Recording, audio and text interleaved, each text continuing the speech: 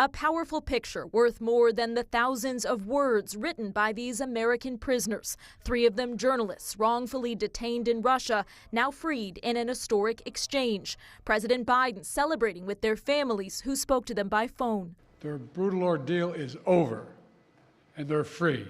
3 U.S. citizens, Wall Street Journal reporter Evan Gershkovich, Marine veteran Paul Whelan, and Radio Free Europe journalist Alsu Kurmasheva, and 1 permanent U.S. resident, Vladimir Kara-Murza, a journalist and leading Putin critic, all out of Russia and on their way home, in a complex deal reached between 7 nations involving 24 people. The deal that made this possible was a feat of diplomacy and friendship.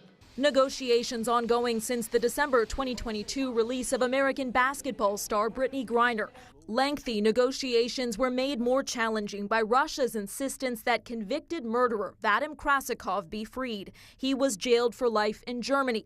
The White House saying that German Chancellor Olaf Scholz finally agreed to release him, telling President Biden, quote, "For you, I will do this." So for anyone who questions whether allies matter, they do. They matter. A wave of relief among Evan Gershkovich's Wall Street Journal colleagues. There's a lot of work that remains to be done when it comes to free press, but today we celebrate. The prisoner swap, one of the largest in history, comes at a low point in U.S.-Russia relations as the Russian assault on Ukraine rages on. If not a breakthrough, a bright spot for families made whole.